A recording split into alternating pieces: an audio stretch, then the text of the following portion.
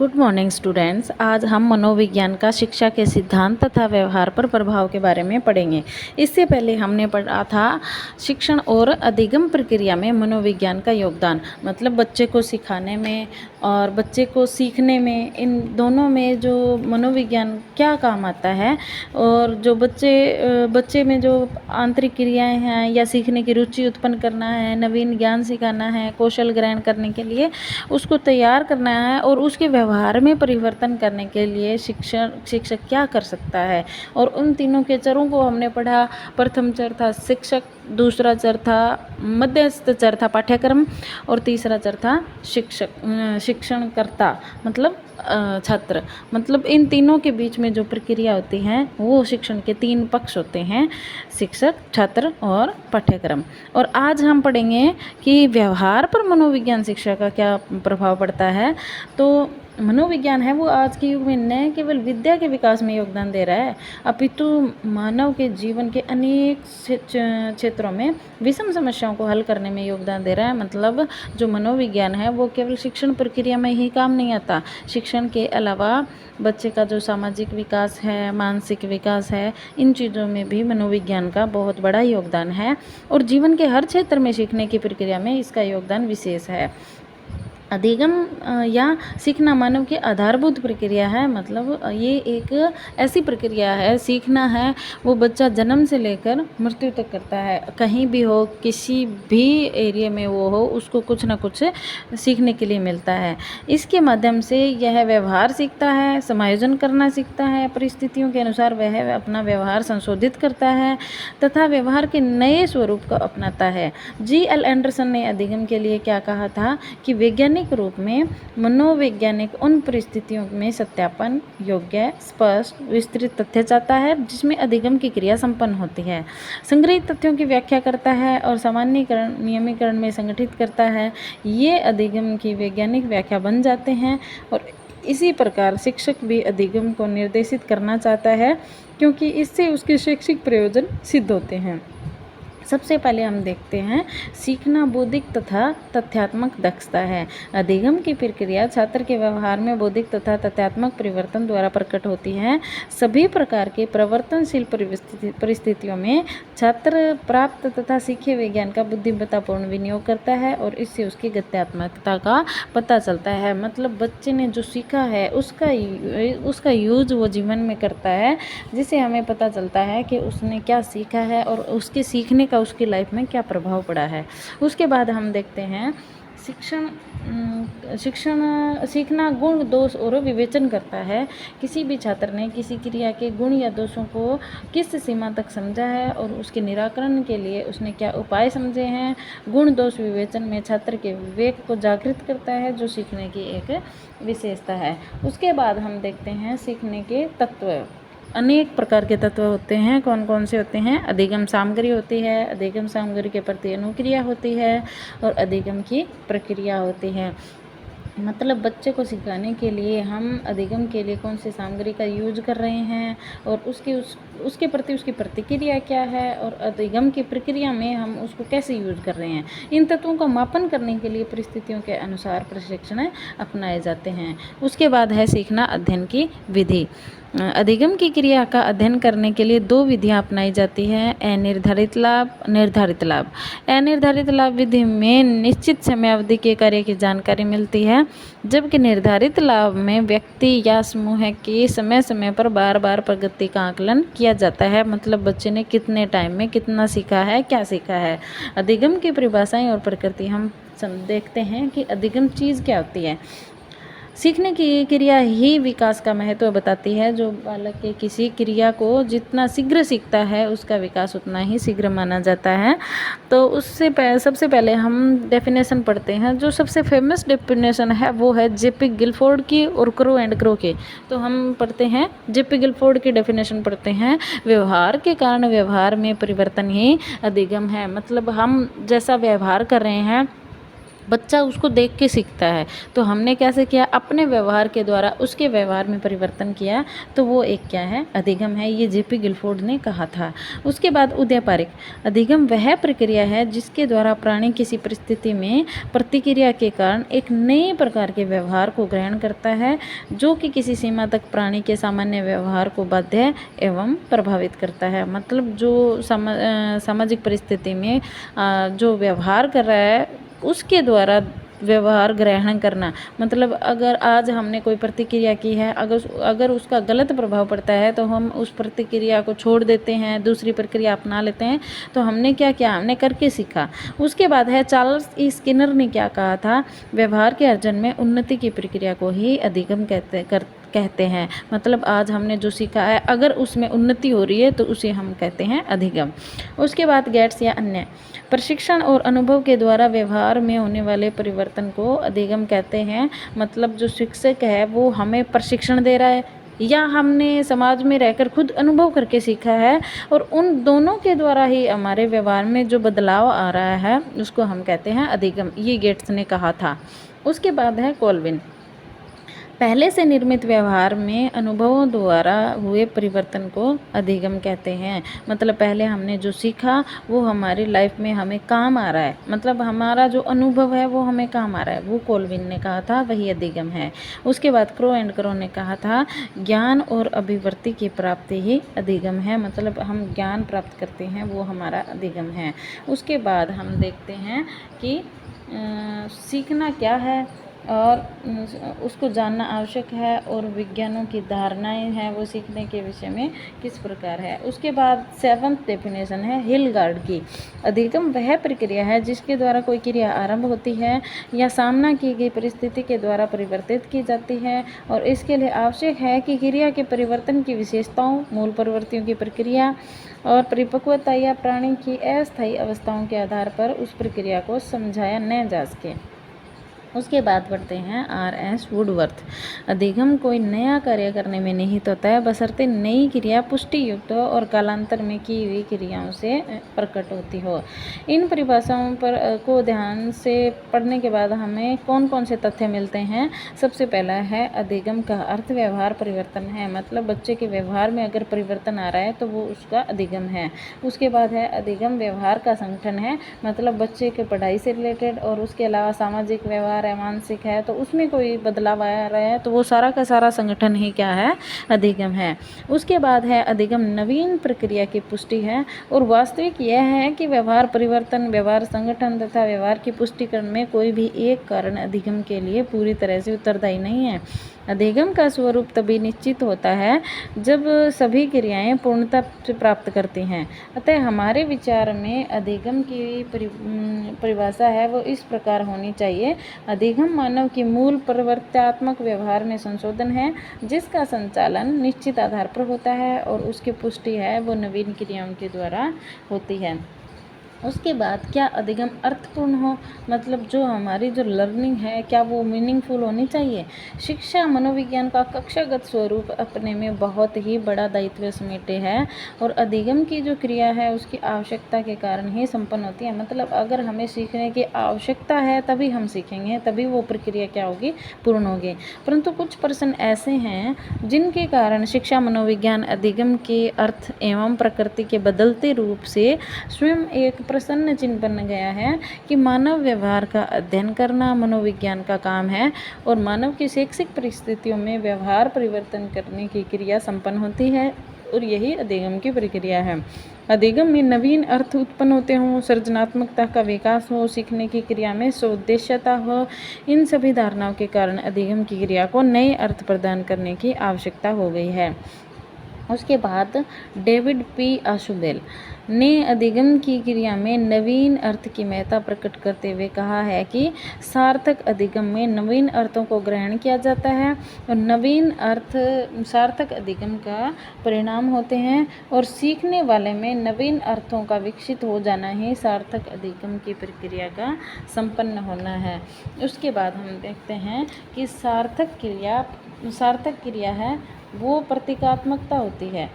और पूर्ण ज्ञान को नवीन प्रतीकों के द्वारा व्यक्त करने से अर्थ में नवीनता आती है और सीखने वाला पहले से स्थापित अर्थ को प्रतिभा ग्रहण के बाद भी नवीन अर्थों को खोज में लगे रहते हैं। मतलब अर्थ ग्रहण करने के बाद, बदलाव करने के बाद भी नए ज्ञान की खोज की जाती है। अर्थपूर्ण अधिगम सदैव सीखने वाले के पूर्व ज्ञान की संरचना पर निर्भर करता है। मतलब बच्चे ने पहले कितना सीखा है। किसी विषय में लगातार फेल होना या कम अंक प्राप्त करना इस बात का प्रतीक है कि अधिगम में स्व उद्देश्यता तथा अर्थ ग्रहण का अभाव हो रहा है। मतलब जो बच्चे का शिक्षण है वो अधूरा है। इस तरह के परिणाम उस समय प्रकट होते हैं जब छात्र बिना समझे रटते हैं और रटी हुई सामग्री को संदर्भहीनता की स्थिति में ज्यों का त्यों पुनः प्रस्तुत कर देते हैं। अध्यापक ऐसे प्रस्तुतिकरण के आधार पर छात्रों को अच्छे अंक देते हैं। वास्तविकता यह है कि रटी हुई सामग्री में शब्द ही शब्द होते हैं और अर्थ का उन्हें पता ही नहीं होता। मतलब बच्चे रट के सीखते हैं, उसको शब्द टू शब्द लिख देते हैं, लेकिन उसका अर्थ ही मीन ही उनको पता नहीं होता कि इसका मीन क्या है। तो सार्थक अधिगम की प्रकृति में सार्थक, संभाव्यता, तार्किक तथा मनोवैज्ञानिक अर्थ पारस्परिक रूप से संबंधित होते हैं और उनमें सहयोग निहित होता है। मतलब बच्चे ने जो सीखा है, बच्चा जो लिख रहा है, जो शब्द लिख रहा है, वो एज इट इज़ रटे हुए नहीं होने चाहिए, उनका मतलब भी उनको पता होना चाहिए ताकि वो अपने जीवन में उन चीज़ों को अपना सकें।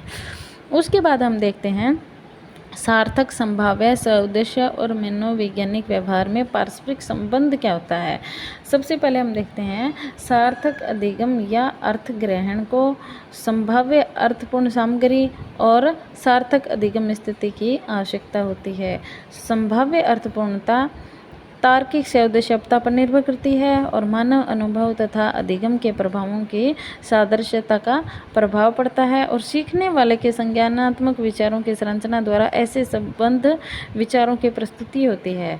3 नंबर है मनोवैज्ञानिक अर्थ को विशिष्ट तथा घटना चक्र संबंधी अर्थ होता है, इससे सार्थक अधिगम होता है तथा संभाव्य अर्थपूर्णता और सउद्देश्य अधिगम की स्थिति देन होती है।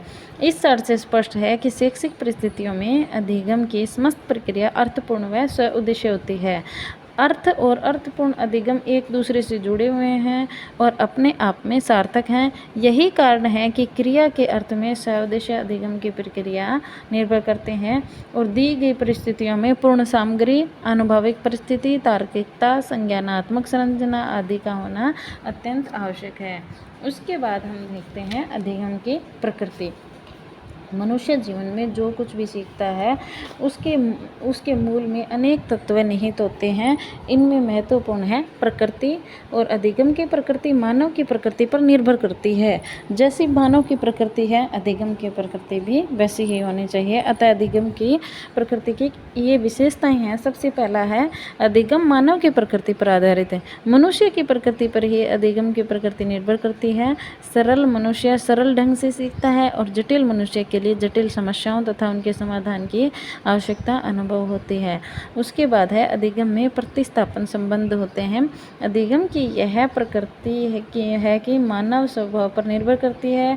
मानव क्रिया प्रतिक्रिया अंतःक्रियात्मक पाई जाती है और मनुष्य के स्वभाव तथा मानव संबंधों के आधार पर ये तीनों तत्व क्रियाशील होते हैं और इस चित्र से यह स्थिति स्पष्ट हो जाएगी।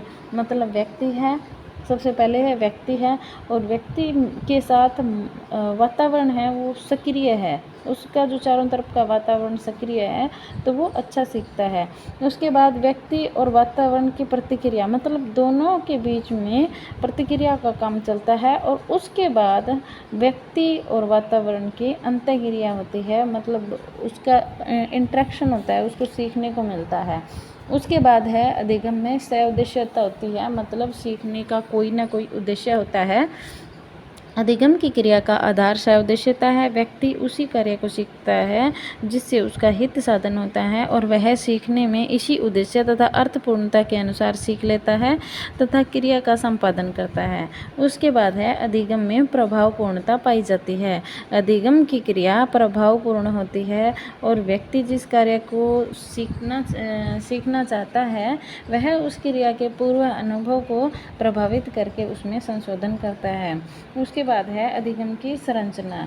अधिगम की जो संरचना होती है यह एक ऐसी प्रणाली होती है जिसमें अधिगम क्रिया में 2 प्रकार की संरचनाएं पाई जाती हैं। पहला है अधिगम सीखना और अधिगम संरचना।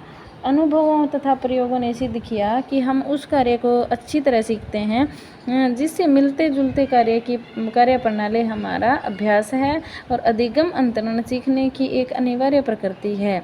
हैरी हार्लो तथा उसके साथियों ने एक पक्षीय पर्दे के यंत्र द्वारा 8 बंदरों पर 344 समस्याओं को हल करने का प्रशिक्षण दिया और उनमें बंदरों ने दूसरे प्रयास में 100% कार्य किया, जिसमें बंदर कैसे सीखा जाता है यह सीख गए। उसके बाद है इसी प्रकार रॉबर्ट गेने तथा उसके साथियों ने अधिगम संरचना की अवधारणा 1962 की व्याख्या की और प्रत्येक परिस्थिति की संरचना में थोड़ा बहुत अंतर पाया जाता है। गणित तथा अंकों की अधिगम संरचना रॉबर्ट गेने ने इस प्रकार प्रस्तुत की है। सबसे पहले है उद्दीपन अनुक्रिया संयोग, अंकों का नाम कहना जैसे 1 2 3 4 आदि। उसके बाद है श्रृंखला, निशान लगाकर पहचानना, अक्षर अंक तथा ज्यामितीय स्वरूप का आंकलन। उसके बाद है मौखिक सहचर्य, अंकों का छपे हुए स्वरूप को पहचानना और अंकों का क्रम बताना कि 1 2 3 4 है वो उनको क्रम में कैसे रखा जाएगा।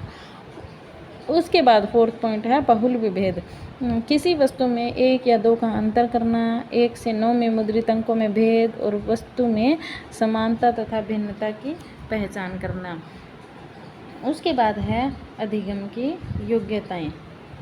अधिगम की योग्यताएं हैं वो है अधिगम की योग्यताओं में व्यक्तिक भिन्नताएं निहित होती है और इन्हीं के अनुसार व्यक्ति एक निश्चित सीमा तक ही सीख ही जाता है और ऑर्थर जॉनसन के अनुसार व्यक्ति सीमित रूप में ही व्यक्तिक भिन्नताओं से प्रभावित होता है और कुछ छात्र प्रगति का अवलोकन करते हुए तीव्र गति से सीखते हैं और कुछ उपकरणों के द्वारा प्रगति ज्ञात होने पर अच्छी तरह से सीखते हैं। जॉनसन ने अनेक अधिगम योग्यताओं पर संकेत दिया और इन योग्यताओं से पता चलता है कि परीक्षा तथा परीक्षा विहीन स्थितियों में बालक कितना सीखता है और किन योग्यताओं से संबंधित सीखने की प्रक्रिया है।